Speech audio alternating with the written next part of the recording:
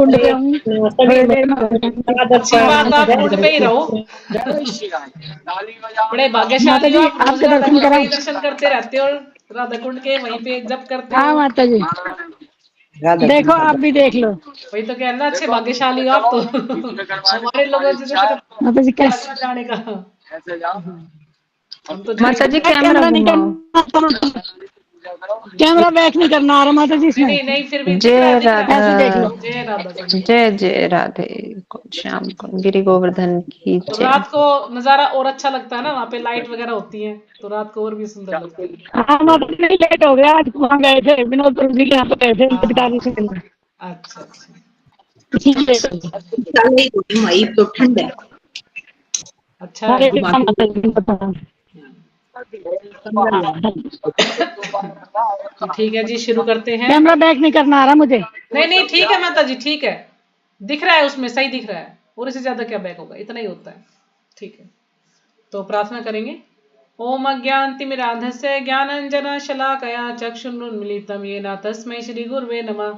श्री चैतन्य मनोभीष्टं स्थापितं येन भूतले स्वयं रूपदा मह्यं ददाति स्वपदान्तिकं।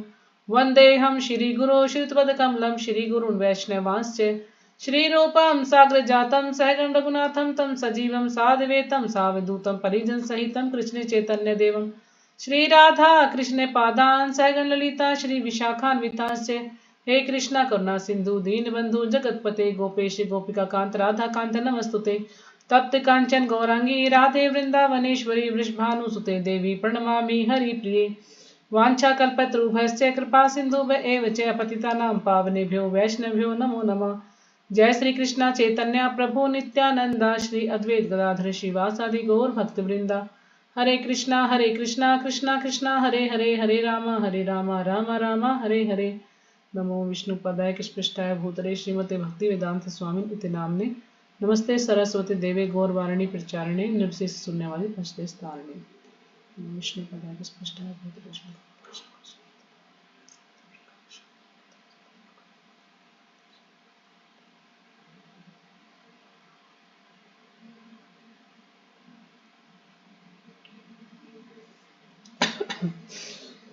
तो आज हम पढ़ रहे हैं श्रीमद् भगवद गीता यथारूप। इसमें 18 अध्याय हैं, 700 श्लोक हैं, और अभी हम हैं 18वें अध्याय पर उपसंहार संन्यास की सिद्धि। और श्लोक संख्या आज हम करेंगे 54 और 55 करने का प्रयास करेंगे। श्लोक बड़े बड़े हैं, पता नहीं हो पाएंगे या नहीं, लेकिन देखते हैं, प्रयास करेंगे। तो कल हमने किया था श्लोक संख्या 49 से 53 तक। तो हमने कल उसमें पढ़ा कि जो आत्म संयमी तथा अनासक्त है वह एवं जो समस्त भौतिक भोगों की परवाह नहीं करता, वह संन्यास के अभ्यास द्वारा कर्मफल से मुक्ति की सर्वोच्च सिद्ध अवस्था प्राप्त कर सकता है। जो कि आत्म संयमी है और अनासक्त है और कोई भी भौतिक भोग की परवाह नहीं करता, तो ऐसा व्यक्ति संन्यास के अभ्यास द्वारा कर्म फल से मुक्ति की सर्वोच्च सिद्धि अवस्था प्राप्त कर सकता है, यानी संन्यास के अभ्यास द्वारा। ठीक है ना। तो अगला श्लोक हमने पढ़ा कि हे कुंती पुत्र, जिस तरह इस सिद्धि को प्राप्त हुआ व्यक्ति परम सिद्ध अवस्था अर्थात ब्रह्म को, जो सर्वोच्च ज्ञान की अवस्था है, प्राप्त करता है, उसका मैं संक्षेप में तुमसे वर्णन करूंगा, उसे तुम जानो। अगला श्लोक था अपनी बुद्धि से शुद्ध होकर, है ना, उसकी बुद्धि कैसी है, शुद्ध, यानी सतोगुणी बुद्धि, अपने आप को सतोगुण में लगाकर धैर्य पूर्वक मन को वश में करते हुए, धैर्य पूर्वक, है ना, दृढ़ संकल्प के द्वारा मन को वश में करते हुए, इंद्र तृप्ति के विषयों का त्याग करके। अब इंद्रियों को तो त्याग हो नहीं सकता, लेकिन जो इंद्रियों के विषय हैं, आंखों का विषय देखना, कानों का विषय सुनना, उसका त्याग कर सकता है, यानी वो उनको भगवान की सेवा में लगा दे। अगर कुछ और मांग रही है तो उनको वो ना दे करके भगवान की सेवा, कि भगवान के चित्रों का दर्शन करे, भगवान के विग्रहों का दर्शन करे, भगवान के बारे में कथाएं सुने और भगवान का ही जो उच्छिष्ट यानी प्रसाद ग्रहण करे। इस प्रकार से वो अपनी जो इंद्रियों को उनके विषयों से हटाकर त्याग कर सकता है, उनको भगवान के लिए मतलब सेवा में लगा सकता है, उसको भौतिक भोग ना दे। राग तथा द्वेष से मुक्त होकर जो व्यक्ति एकांत स्थान में वास करता है, राग तथा द्वेष यानी ना ही किसी से ज्यादा आसक्ति है और ना ही ज्यादा किसी से घृणा, यानी राग और द्वेष से मुक्त होकर वो एकांत स्थान में वास करता है, जो थोड़ा खाता है और जो अपने शरीर, मन तथा वाणी को वश में रखता है, जो सदैव समाधि में रहता है। समाधि में यानी वो हमेशा भगवान के चिंतन में ही लगा रहता है, भगवान के ध्यान में ही लगा रहता है, तथा पूर्णतः विरक्त मिथ्या अहंकार, और पूरी तरह से जो मिथ्या अहंकार है कि सब कुछ मेरा है, मैं स्वामी हूं, इन चीजों से रहित रहता है, बिल्कुल विरक्त रहता है। मिथ्या शक्ति यानी सब कुछ मेरा है, मैं ही शक्तिशाली हूं या मैं ही सब कुछ करने वाला हूं। मिथ्या गर्व यानी किसी भी चीज का घमंड करना।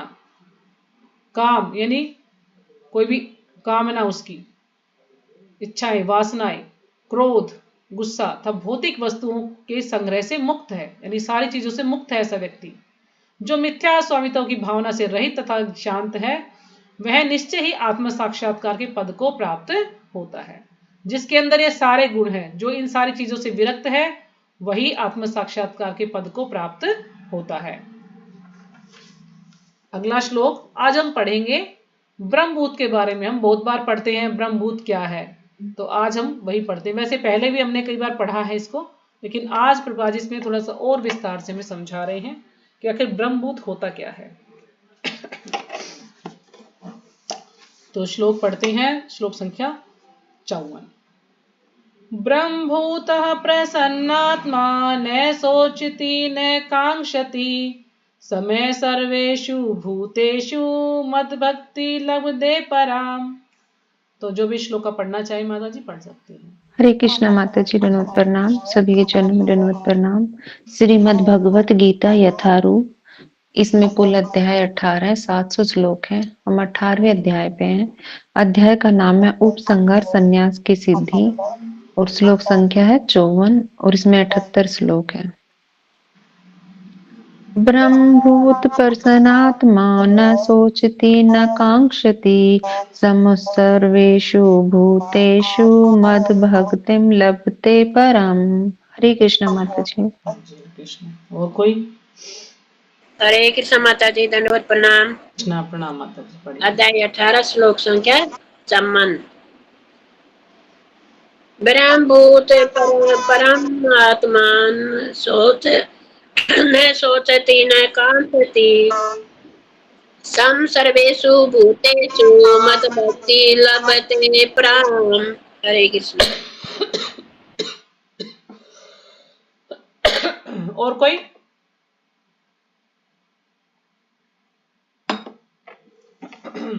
शब्द अर्थ। ब्रह्मभूत, ब्रह्मभूत यानी ब्रह्म से तदाकार होना। ब्रह्मभूत यानी जो कि निर्विशेषवादी बोलते हैं ना कि ब्रह्म से तदाकार होना, यानी ब्रह्म में मिल जाना, वो है ये ब्रह्मभूत।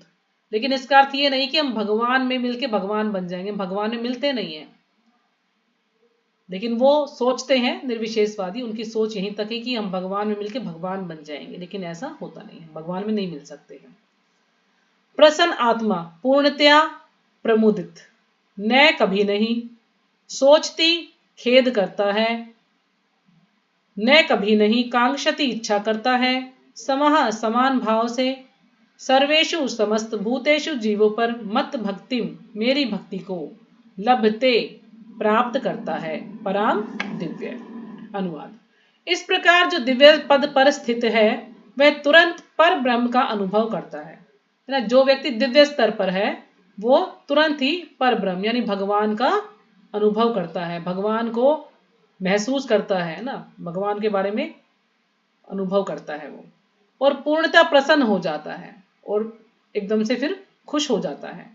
वह न तो कभी शोक करता है, यानी उसके पास कोई चीज है और चली जाए, या उसे कोई लाभ या कुछ उसको कोई हानि हो जाए किसी कार्य में, या कोई इसको छोड़कर चला जाए, या उसकी कोई प्रिय वस्तु से गुम हो जाए, तो वो शोक नहीं करता, किसी चीज के लिए भी दुख व्यक्त नहीं करता, न किसी वस्तु की कामना करता है। और मान लीजिए उसके पास कोई चीज नहीं है, तो वो इच्छा भी नहीं करता कि मेरे पास ये वस्तु नहीं है तो ये वस्तु मुझे चाहिए, इसकी भी कामना नहीं करता है।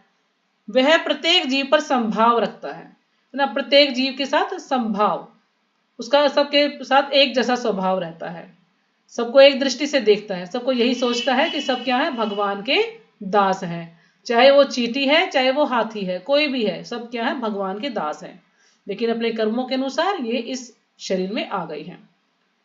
उस अवस्था में वह मेरी शुद्ध भक्ति को प्राप्त करता है। तो उस अवस्था में जब ऐसी अवस्था होती है व्यक्ति की, तो वो फिर भगवान की शुद्ध भक्ति को प्राप्त होता है। तो तात्पर्य शिल्पा जी के द्वारा, शिल्पा जी की जय।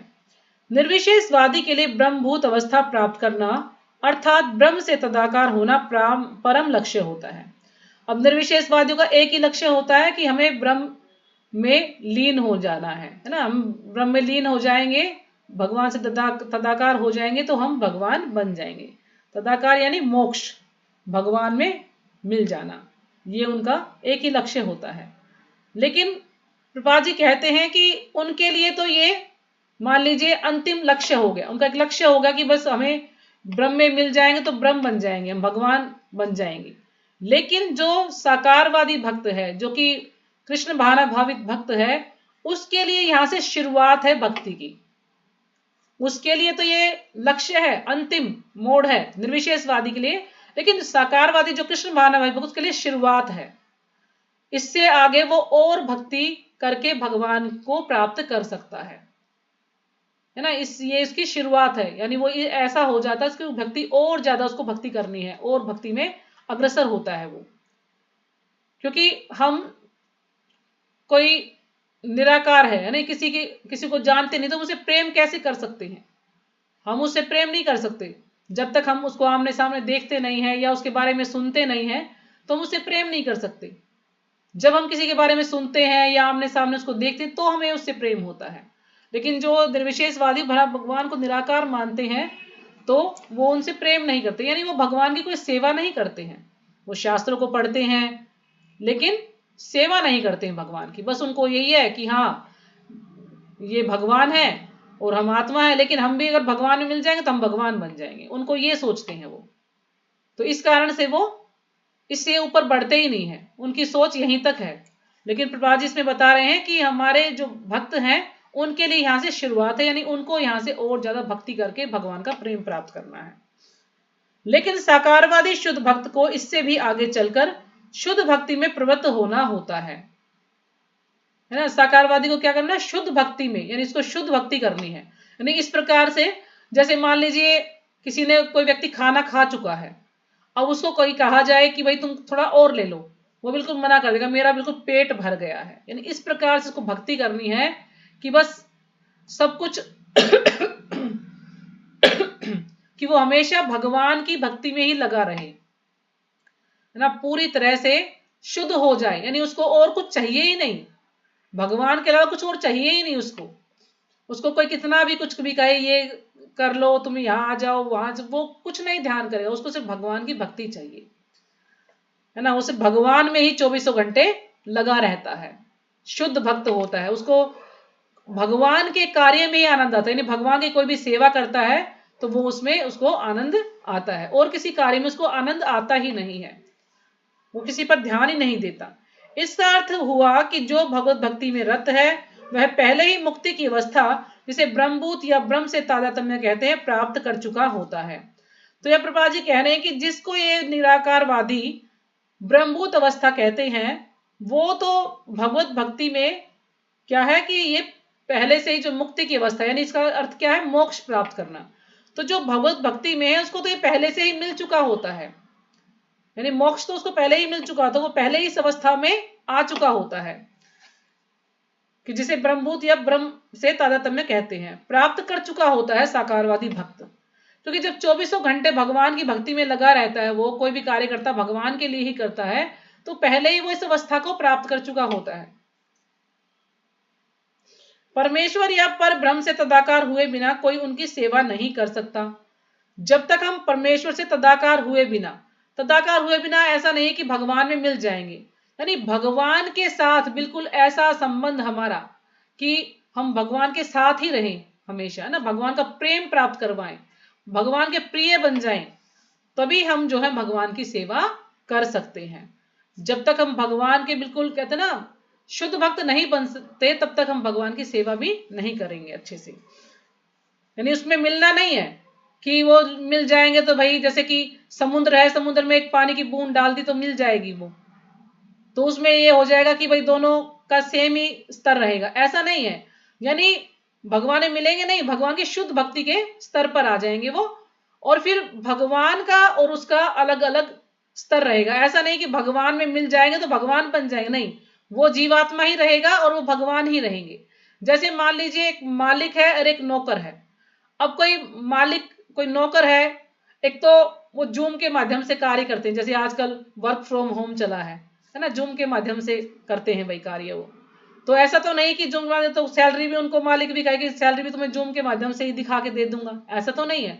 तो हमें कुछ ना कुछ कार्य करना पड़ता है। वो तो एक, ये तो आजकल चला हुआ है वर्क फ्रॉम होम, चलो इसमें तो फोन के जरिए पैसे वैसे सब कुछ आ जाता है। लेकिन एक हम उदाहरण ले, जैसे कोई नौकर है, अब घर में कोई काम कर रहा है, मान लीजिए मेरा ही उदाहरण लीजिए, मैंने अपने घर में 24 घंटे किसी को काम के लिए रखा हुआ है, तो जो सुविधा मुझे मिल रही है वो उस व्यक्ति को भी मिलेगी, जाहिर सी बात है। मैं भी तीनों टाइम खाना खाती, उसको भी खाना मिलेगा तीनों टाइम। मुझे भी एसी की जरूरत है तो वो भी एसी में ही सोएगा, ऐसा तो नहीं कि उसको अलग से बाहर चारपाई डाल दे भाई तू बाहर सो, उसको भी एसी का आनंद मिलेगा। यानी घर में रहने का जो आनंद मालिक को मिलेगा वो नौकर को भी मिलेगा। तो ऐसा तो है नहीं कि वो मालिक बन जाएगा जो नौकर है, वो रहेगा तो नौकर ही ना, और मालिक मालिक रहेगा। इसी प्रकार से हम भगवान के पास जाएंगे, भगवान का प्रेम प्राप्त करेंगे, भगवान की सेवा करेंगे, तो हमें वो सुविधा मिलेंगी जो भगवान के को मिल रही है। हमें भगवान जैसा रूप भी मिल जाएगा, लेकिन जीवात्मा का और भगवान का ये अंतर बना रहेगा। हम भगवान के दास ही रहेंगे और भगवान भगवान ही रहेंगे, ऐसा नहीं कि हम भगवान बन जाएंगे इस प्रकार से। तो यानी आगे बता रहे हैं प्रभा जी कि परम ज्ञान होने पर सेव्य तथा सेवक में कोई अंतर नहीं कर सकता, फिर भी उच्चतर आध्यात्मिक दृष्टि से अंतर तो रहता ही है। सेव्य यानी भगवान और सेवक यानी हम दास, यानी सेव्य और सेवक में कोई अंतर नहीं कर सकता, यानी देखने से पता नहीं चलता। जैसे जब अजामिल का अंत समय आया था तो उन्होंने नारायण को बुलाया, है ना, नारायण कौन थे, उनके पुत्र, तो कौन आ गए, भगवान के दूत आ गए। तो यानी भगवान के दूत जो थे इतने सुंदर थे कि वो भेद ही नहीं कर पाते। जैसे अब बैकुंठ में कोई जाता है तो भेद ही नहीं कर पाता कि भगवान है, भगवान के सेवक हैं, यानी भगवान जैसा रूप ही है उन लोगों का, लेकिन अंतर उनमें होता है सेव्य और सेवक के अनुसार, यानी उच्चतर और आध्यात्मिक का, कि यानी भगवान में और भगवान के भक्तों में अंतर होता है। वो जीवात्मा है, भगवान के दास है, और भगवान परमात्मा है, ये उसमें अंतर होता है। लेकिन हम देखने से पहचान नहीं पाएंगे कि ये उनका रूप बिल्कुल ऐसा लगता है जैसे भगवान ही है वो, लेकिन अंतर तो होता ही है, कुछ ना कुछ ऐसा है कि जो अंतर होता है। तो देहात्म बुद्धि के अंतर्गत जब कोई इंद्र तृप्ति के लिए कर्म करता है तो दुख का भागी होता है। अब देहात्म बुद्धि यानी इस शरीर में आने के कारण, इसको अपने आप को शरीर समझने के कारण, जब कोई इंद्र तृप्ति के लिए कर्म करता है ना, सिर्फ हम अपनी इंद्रियों को तुष्ट करना चाहते हैं और कुछ नहीं, अपनी इंद्रियों को जो वो मांग रही है वही उनको देंगे, तो इससे क्या होगा कि इंसान दुखी होगा। अगर हम अपनी इंद्रियों की पूर्ति करते हैं तो क्या होते हैं, हम दुख के भागी बनते हैं, हम दुखी रहते हैं। लेकिन परम जगत में शुद्ध भक्ति में रत रहने पर कोई दुख नहीं रह जाता। लेकिन परम जगत में यानी भगवान के धाम में इस प्रकार का कोई दुख नहीं रह जाता। क्यों? क्योंकि वहां पर जो भी कार्य करते हैं वो भगवान की सेवा के लिए ही करते हैं। सब जितने भी जीवात्मा वहां पर हैं सब भगवान की सेवा ही करते हैं, तो वहां पर किसी प्रकार का कोई भी दुख नहीं होता है। कृष्ण भावनाभावित भक्त को न तो किसी प्रकार का शोक होता है और न आकांक्षा होती है। अब जो कृष्ण भावनाभावित भक्त है उसको किसी प्रकार का कोई दुख नहीं होता है, किसी उसके जीवन में कोई कष्ट आ रहा है तो उसको दुख हो जाएगा कि हाँ मेरे जीवन में ऐसा कष्ट क्यों आया, और ना ही कोई इसकी इच्छा रहती है कि मुझे कुछ इच्छा है, यानी मुझे ये कार्य, मुझे ये वस्तु चाहिए, कोई इच्छा नहीं होती उसकी।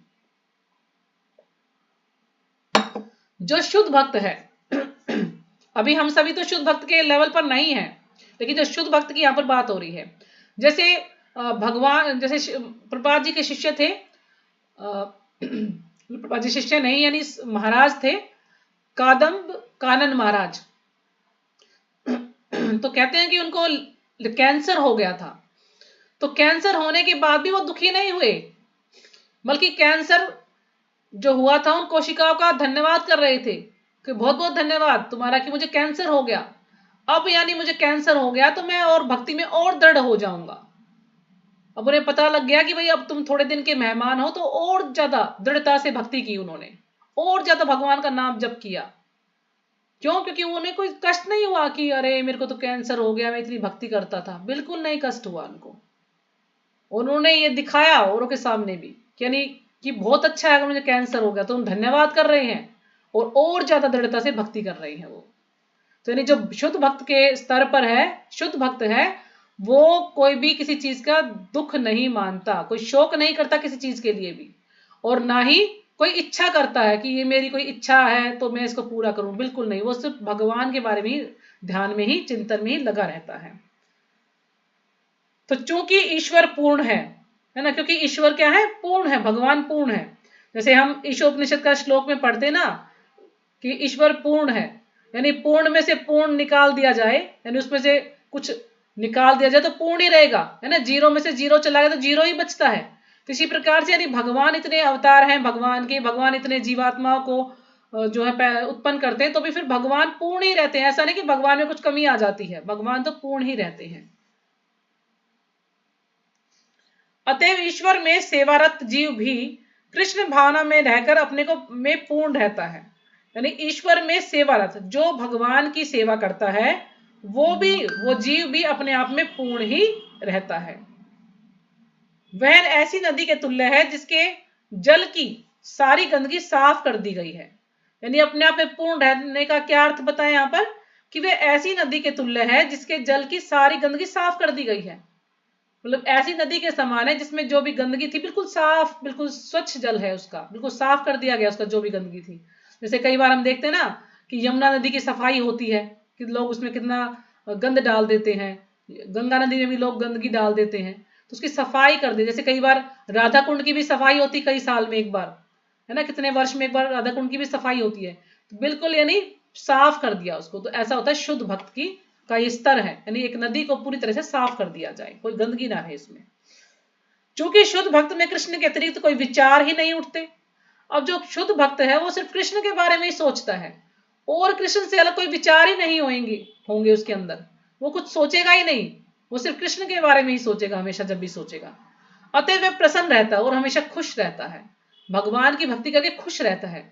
हमें देखने से कई बार ऐसा लग सकता है कोई भक्त जो है इस लेवल पर हो, है ना, यानी उसके अंदर ये अष्ट विकार होते हो बिल्कुल शुद्ध भक्ति के लेवल पर, हमें लगता है कि अरे दुखी है, लेकिन वो दुखी नहीं होता, उसको इसमें भी आनंद आता रहता है, वो बड़ा खुश होता है भगवान का चिंतन करके, भगवान का नाम लेकर, भगवान की सेवा करके।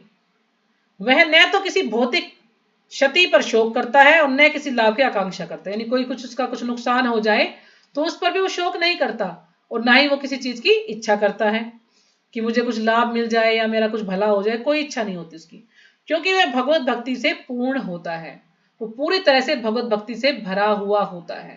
यानी भगवत भक्ति कूट कूट के उसके अंदर भरी हुई है, बिल्कुल शुद्ध भक्त होता है वो। वह किसी भौतिक भोग की आकांक्षा नहीं करता, क्योंकि वह जानता है कि प्रत्येक जीव भगवान का अंश है, अतः वह उनका नित्य दास है। वो किसी चीज की इच्छा नहीं करता, उसको एक ज्ञान है कि प्रत्येक जीव, जितने भी जीव हैं, सब क्या है? भगवान के अंश हैं और भगवान के दास हैं। वह भौतिक जगत में न तो किसी को अपने से उच्च देखता है और न किसी को निम्न। यानी भौतिक जगत में जितने भी जीवात्माएं हैं, वो किसी को ना तो ये देखता है कि ये उच्च है ना, कि मेरे से उच्च है ये, या ये मेरे से निम्न है। सबको एक दृष्टि से देखता है, सबको यही देखता है कि ये सब क्या है? ये भगवान के अंश हैं, भगवान के दास हैं। सब क्या है? एक ही है, बस ये तो इनके कर्मों के अनुसार इनको अलग अलग शरीर की प्राप्ति हो गई है, नहीं तो सब क्या है? भगवान के दास ही हैं। ये उच्च तथा निम्न पद क्षण भंगुर है, यानी ये जो उच्च पद है या निम्न पद है क्षण भंगुर है। कोई निम्न जाति में है, कोई उच्च जाति में है, या कोई पशु है, कोई मनुष्य है, तो ये सब उच्च और निम्न क्या है? क्षण भंगुर है, कुछ समय के लिए है, फिर जो है जब मृत्यु हो जाएगी तो व्यक्ति चला जाएगा, फिर उसको कोई और जन्म मिल जाएगा, तो ये कुछ समय के लिए है। और भक्त को क्षण भंगुर प्राकाट्य या तिरोधान से कुछ लेना नहीं होता। अब भक्त को क्षण भंगुर प्राकाट्य है ना, किसी का जन्म हुआ है कुछ समय के लिए, वो भी क्षण भंगुर है, और तिरोधान से कुछ, यानी उसकी जब कुछ दिन में बाद मृत्यु हो जाएगी, तो उन दोनों से उसको कुछ भी लेना देना नहीं होता, वो कोई ध्यान नहीं देता इस चीज पे, उसको पता है कि ये क्या है? क्षण भंगुर है, कुछ समय के लिए है, यहाँ पर जैसे उसका समय पूरा होता है फिर से वो चला जाता है, फिर उसकी मृत्यु हो जाती है, फिर उसको दूसरा जन्म मिल जाता है। तो उसके लिए पत्थर तथा सोना बराबर होते हैं, यानी पत्थर में और सोने में भी कोई अंतर नहीं करता, वो उसको सब एक जैसा दिखता है। जैसे हमने पहले पढ़ा था ना कि इसको मिट्टी के ढेले में और सोने में कोई अंतर नहीं दिखता, उसको सब एक जैसा लगता है। यह ब्रह्मभूत अवस्था है जिसे शुद्ध भक्त सरलता से प्राप्त कर लेता है। अब ये क्या है? यह है ब्रह्मभूत अवस्था। जब व्यक्ति इस स्तर पर आता है, यानी वो किसी में भेद नहीं करता है, अंतर नहीं करता है, तो ब्रह्मभूत अवस्था है। लेकिन जो भक्त है वो इसे सरलता से प्राप्त कर लेता है, उसको उसके लिए ज्यादा प्रयास नहीं करना पड़ता है। उस अवस्था में परब्रह्म से तादात्म्य और अपने व्यक्तित्व का विलय नारकीय बन जाता है। जो ये ब्रह्मभूत अवस्था बोलते हैं निर्विशेषवादी, तो इसमें क्या होगा कि परब्रह्म से तादात्म्य और अपने व्यक्तित्व का विलय, जब हम किसी में मिल जाएंगे तो इससे हमारा जो व्यक्तित्व है, यानी हम जो हमारा जो निजी स्वरूप है, वो क्या है? एक नरक के समान हो जाता है, यानी हमारा कोई स्वरूप ही नहीं रहता। अगर हम उसमें मिल जाएंगे तो फिर हमारा कोई स्वरूप ही नहीं रहेगा। जब स्वरूप ही नहीं रहेगा तो फिर हम क्या करेंगे? तो ये हमारे लिए एक नरक के समान है, नारकी बन जाता है। स्वर्ग प्राप्त करने का विचार मृग तृष्णा लगता है। और जो स्वर्ग प्राप्त करने का जो विचार है, कुछ लोग सोचते हैं ना कि मैं ये यज्ञ करूं तो मैं स्वर्ग चला जाऊंगा, तो स्वर्ग प्राप्त करने का जो विचार है वो क्या है? मृग तृष्णा। मृग तृष्णा यानी एक छलावा मात्र है, एक भ्रम है। जैसे कि हम जब रेगिस्तान में क्या होता है कि दूर से हमें दिखता है कि जल है, कुछ जल का आभास होता है कि जल है, लेकिन जब हम पास जाकर देखते हैं तो जल नहीं होता है वहां पर, तो इसको कहते हैं भ्रम, मृग तृष्णा।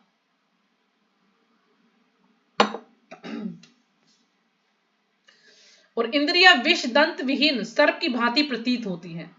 और जो हमारी इंद्रियां हैं वो क्या है?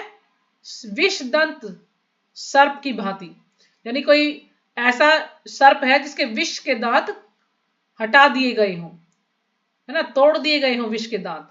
तो इंद्रियां जो है विष दंत विहीन सर्प की भांति प्रतीत होती हैं।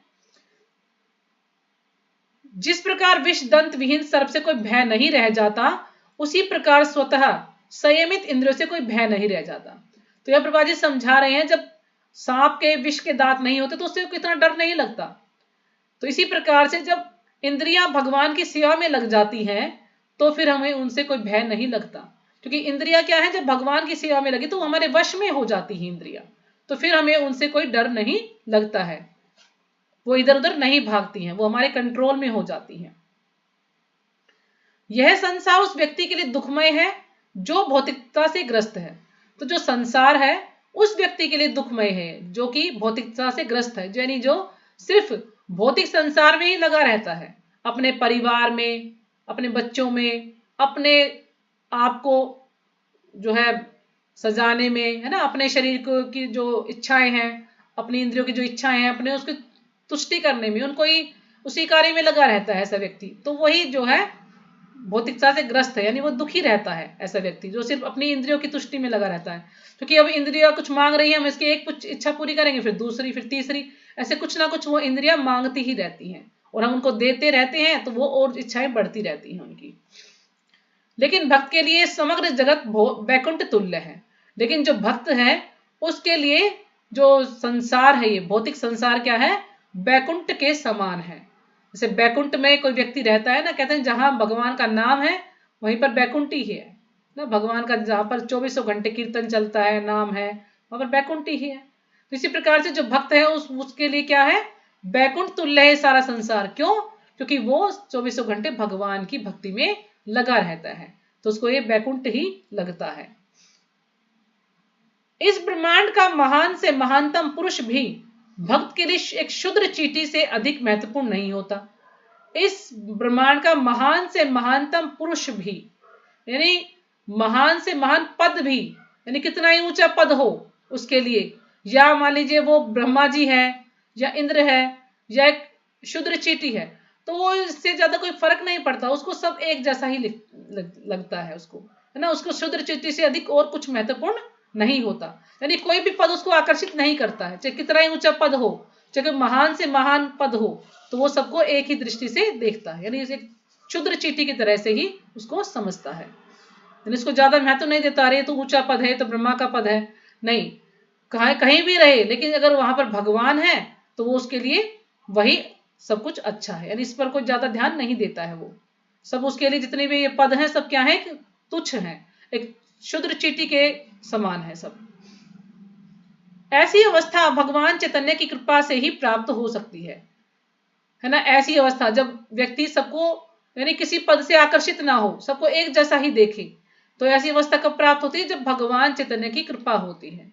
जब भगवान हम पर कृपा करते हैं तो फिर हमारी जो मानसिक स्थिति है या हमारी जो सोच है वो ऐसी हो जाती है, हमारा मन ऐसा हो जाता है, हमारी इंद्रियां हमारे वश में हो जाती हैं।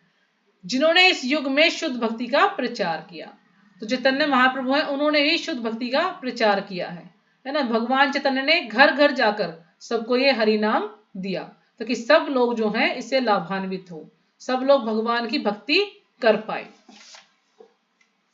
तो इसलिए भगवान भक्त के रूप में आए ताकि हम सबको समझा पाए कि भक्ति किस प्रकार से करनी है। तो अगला श्लोक पढ़ते हैं, अभी है समय। श्लोक संख्या 55। भक्त्या मामभिजानाति यावान् च अस्मि तत्त्वतः ततः मां तत्त्वतः ज्ञात्वा विशते तद अनंतरम। तो जो भी पढ़ना चाहे पढ़ सकते हैं। हरे कृष्ण माता जी। श्लोक संख्या 55। भक्ताया माम् अभिजानन्ति यावन् असीम तत्त्वः ततो मां तत्त्वता ज्ञात्वा विशते तदन परन्तपं तरन्तम्। हरे कृष्ण माता। हरे कृष्ण माता जी प्रणाम। अध्याय 18 श्लोक संख्या 55। व्यक्ता माम अभिजानाति यावान् चस्मि तत्त्वता ततो माम तत्त्वतो ज्ञात्वा विशते तदनन्तरम्। हरे कृष्ण। हरे कृष्णा माता जी, सादर प्रणाम सभी भक्तों के चरणों में। अध्याय 18 श्लोक संख्या 55। भक्तया मामभिजानन्ति यावान् आस्च अस्मि तत्त्वतः ततो मां तत्त्वतो ज्ञात्वा विशते तदनन्तरम्। हरे कृष्णा माता जी, सादर प्रणाम सभी को। शब्द अर्थ। भक्त्या शुद्ध भक्ति से, मां मुझको, अभिजानाति जान सकता है, यावान जितना, यह च आस्मि जैसा मैं हूं, तत्वतः सत्यत, ततः तत्पश्चात, मां मुझको, तत्वतः सत्यत, ज्ञात्वा जानकर, विशते प्रवेश करता है, तत् अनंतरम तत्पश्चात। अनुवाद। केवल भक्ति से मुझ भगवान को यथा रूप में जाना जा सकता है। तो भगवान जो है क्या बोल रहे हैं कि सिर्फ भक्ति से ही हम भगवान को जान सकते हैं। चाहे हमारे पास कितनी ही डिग्रियां हो, कितनी उपलब्धियां हो, चाहे कुछ भी हो, चाहे कितना ही हमने ज्ञान प्राप्त कर लिया, लेकिन जब तक भक्ति नहीं है उसमें तो हम भगवान को जान नहीं सकते। तो यानी भक्ति बहुत आवश्यक है। भक्ति होगी तो ही हम भगवान का दर्शन कर पाएंगे, भगवान को जान पाएंगे। लेकिन भक्ति नहीं है तो चाहे हम कितनी डिग्रियां ले लें, कितनी पढ़ाई कर लें, उससे कुछ नहीं होने वाला। जब मनुष्य ऐसी भक्ति से मेरे पूर्ण भावनामृत में होता है तो वह वैकुंठ जगत में प्रवेश कर सकता है। तो भगवान क्या बोल रहे हैं कि जब मनुष्य ऐसी भक्ति से, है ना, जब भगवान की शुद्ध भक्ति से मेरे पूर्ण भावनामृत में होता है ना, हमेशा बस कृष्ण भावित ही रहता है, तो वह वैकुंठ जगत में प्रवेश कर सकता है। यानी पूरी तरह से वो भगवान के ही शरणागत होता है, तन मन धन से भगवान की भक्ति ही करता है, तो फिर वो भगवान के वैकुंठ लोक में प्रवेश कर सकता है। तो तात्पर्य श्रीपाद जी के द्वारा। श्रीपाद जी की जय। भगवान श्री कृष्ण तथा उनके स्वांशों को न तो मनोधर्म द्वारा जाना जा सकता है और न ही अभक्तगण उन्हें समझ पाते हैं। अब भगवान श्री कृष्ण और उनके जो स्वांश अवतार हैं, स्वांश अवतार यानी बलराम जी, है ना, नरसिंह भगवान, ये इतने जो और अवतार हैं भगवान के, ये सब क्या है, स्वांश अवतार हैं भगवान के। तो इनको ना तो हम किसी मनोधर्म से कि अपना कुछ तर्क लगाकर नहीं नहीं ऐसे नहीं ऐसे होना चाहिए, है ना तो अपना कोई तर्क लगाकर, और ना ही किसी अभक्त घृण से जो कि भक्ति ही नहीं है, तो हम उसे नहीं समझ सकते हैं भगवान के बारे में कि आखिर भगवान के जो स्वांश अवतार हैं भगवान है क्या, हम नहीं समझ सकते अपने तर्क लगाकर। यदि कोई व्यक्ति भगवान को समझना चाहता है तो उसे शुद्ध भक्त के पथ प्रदर्शन में शुद्ध भक्ति ग्रहण करनी होती है। अगर हम, तो प्रभा जी समझा रहे हैं, यदि हम भगवान को जानना चाहते हैं तो हमें क्या करना होगा, किसी शुद्ध भक्त के पथ प्रदर्शन में, है ना, कुछ उसके मार्ग निर्देशन में हमें क्या है, भक्ति करनी होगी, उसके निर्देशन में भक्ति करनी होगी, तो हम भगवान को समझ पाएंगे। नहीं तो हम भगवान को नहीं समझ पाएंगे, अपना तर्क वितर्क लगाते रहेंगे, सोचेंगे ना हमारे पास तो शास्त्र हम पढ़ लेंगे ना, समझ लेंगे, नहीं समझ पाएंगे। जब तक कोई हमें समझाने वाला नहीं होगा, जब तक कोई हमें रास्ता दिखाने वाला नहीं होगा, तब तक कोई हमें मार्ग बताने वाला नहीं होगा, तो हम भगवान को नहीं समझ पाएंगे। तो यानी किसी के पथ प्रदर्शन में हमें शुद्ध भक्ति करनी होगी, तभी हम भगवान को जान पाएंगे। अन्यथा भगवान संबंधी सत्य तत्व उसे सदा छिपा रहेगा। नहीं तो जो भगवान संबंधी जो तत्व है, जो सत्य है, वो हम हमेशा हमसे छिपा रहेगा, जब तक कि हम किसी शुद्ध भक्त के निर्देशन में उसको नहीं समझेंगे।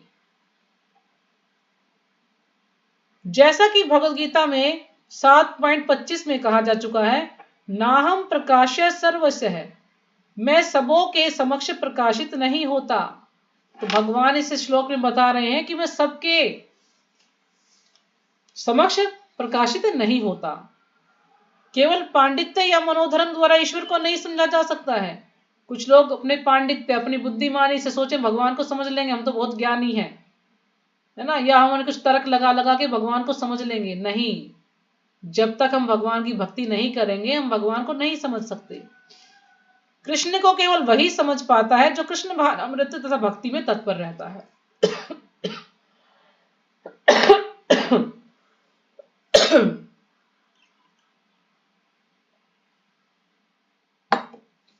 कृष्ण को वही समझ पाता है जो कि कृष्ण भावनामृत तथा भक्ति में तत्पर रहता, हमेशा भक्ति में ही लगा रहता है, वही भगवान को समझ पाता है।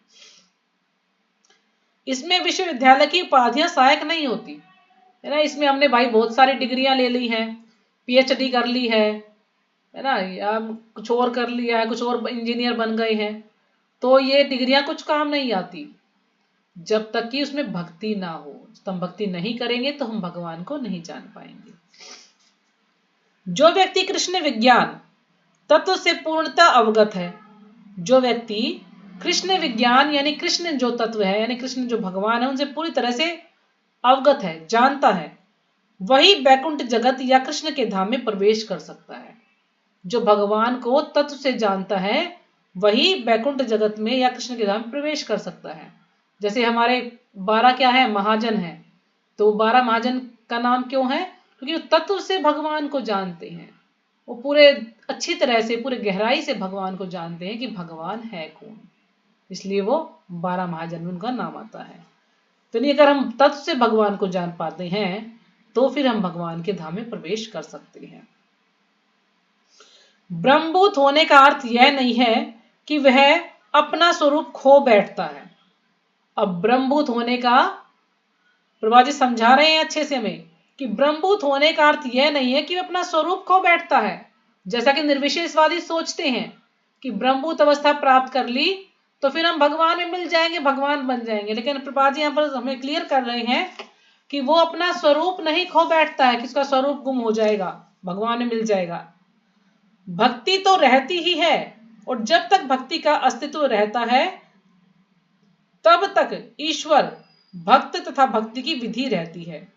यानी प्रभा जी कह रहे हैं कि भक्ति तो रहती ही है हमेशा, और जब तक भक्ति का अस्तित्व रहता है तब तक ईश्वर, भक्त तथा भक्ति की विधि रहती है। जब तक भक्ति रहती है, भक्ति का अस्तित्व रहता है, तब तक भक्त और भक्ति यानी भगवान और भक्त, ये सब क्या है, भक्त और भक्त की विधि चलती ही रहती है, क्योंकि हमारा स्वरूप कभी नष्ट नहीं होता है। वो सोचते हैं लेकिन आत्मा का कहते हैं ना, कभी स्वरूप नष्ट नहीं होता है। आत्मा हमेशा रहती है। ऐसे ज्ञान का नाश मुक्ति के बाद भी नहीं होता। ऐसा ज्ञान यानी जो हमने भगवान के लिए जो ज्ञान प्राप्त किया है, ऐसा ज्ञान मुक्ति के बाद भी इसका नाश नहीं होता है कि मुक्ति मिल गई है, हमें मोक्ष मिल गया है तो इस ज्ञान का नाश हो जाएगा। नहीं, ये ज्ञान तो ऐसा ही रहता है। मुक्ति का अर्थ देहात्म बुद्धि से मुक्ति प्राप्त करना है। तो मुक्ति का अर्थ क्या है? देहात्म बुद्धि से मुक्ति प्राप्त करना, यानी शरीर है इससे मुक्त होना हमें।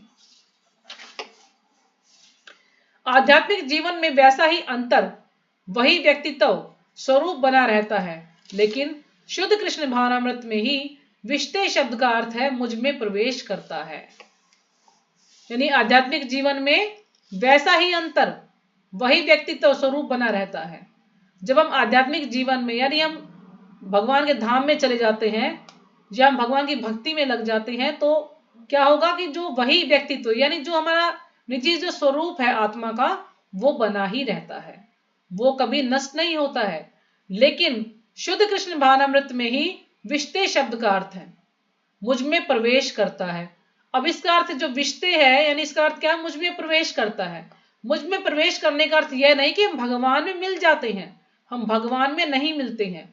भ्रमवश यह नहीं सोचना चाहिए कि यह शब्द अद्वैतवाद का पोषक है और मनुष्य निर्गुण ब्रह्म से एकाकार हो जाता है। अब मुझ में प्रवेश करता है तो निराकारवादी इसका गलत अर्थ ले लेते हैं।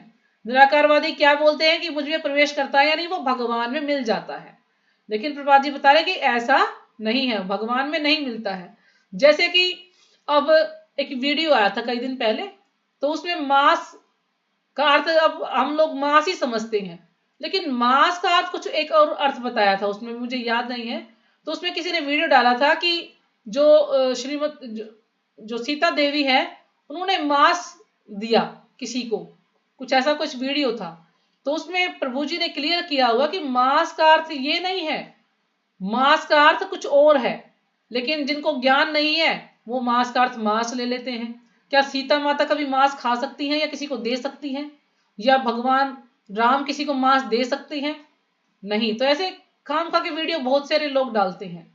तो उन्होंने वहां पर क्लियर किया हुआ है कि मांस के भी कई अर्थ होते हैं। तो इसी प्रकार से यहाँ पर ये कह रहे हैं मुझ में प्रवेश करता है। निर्विशवादियों ने ये अर्थ ले लिया कि मुझे प्रवेश करता है तो नहीं, हम भगवान में मिलकर भगवान बन जाते हैं। तो ये प्रभुपाद जी समझा रहे हैं कि इसका अर्थ ये नहीं है कि मुझे प्रवेश करता है तो वो भगवान बन गया है। भ्रमवश यह नहीं सोचना चाहिए कि यह शब्द अद्वैतवाद का पोषक है, यानी जो शब्द है ये अद्वैतवाद है, यानी जो कि मायावाद है उसका पोषक है, उसको पोषण दे रहे हैं, ऐसा नहीं है। और मनुष्य निर्गुण ब्रह्म से एकाकार हो जाता है, और जो मनुष्य है वो निर्गुण ब्रह्म यानी जो तीनों गुणों से परे जो भगवान है उनसे एकाकार हो जाता है, यानी उन्हें मिल जाता है, ऐसा नहीं है। विष्टे का तात्पर्य है कि मनुष्य अपने व्यक्तित्व सहित भगवान के धाम में भगवान की संगति करने तथा उनकी सेवा करने के लिए प्रवेश कर सकता है। तो देखिए कितना फर्क है ना।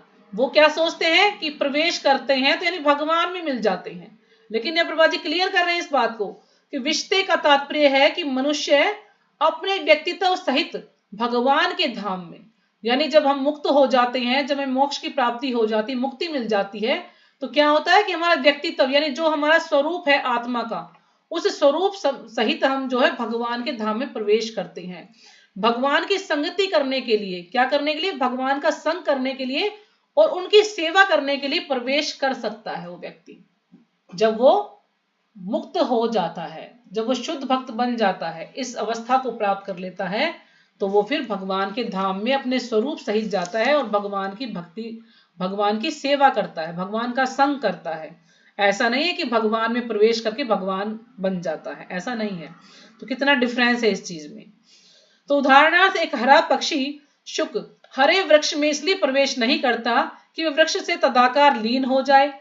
अब मान लीजिए एक हरा पक्षी यानी तोता है, वो हरे वृक्ष में जाकर बैठ जाता है, तो ऐसा तो नहीं कि वो हरा तोता है तो वो वृक्ष में मिल जाएगा, उसका कोई अस्तित्व ही नहीं रहेगा, ऐसा तो नहीं है ना। तोता तोता ही रहता है और वृक्ष वृक्ष ही रहेगा, और वो वहां बैठा है तो फिर वो बाहर भी आ जाएगा, लेकिन वो उसमें मिलता नहीं है।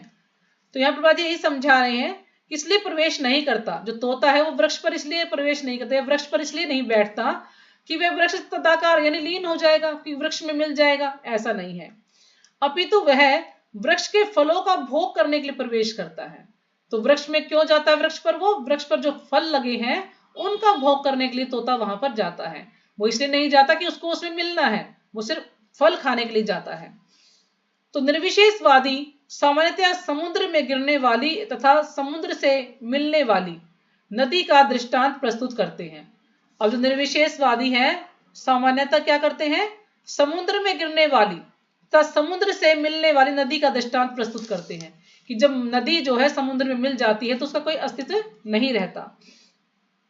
नदी का दृष्टांत प्रस्तुत करते हैं। यह निर्विशेषवादियों के लिए आनंद का विषय हो सकता है, लेकिन साकारवादी अपने व्यक्तित्व को उसी प्रकार बनाए रखना चाहता है जिस प्रकार समुद्र में एक जलचर प्राणी।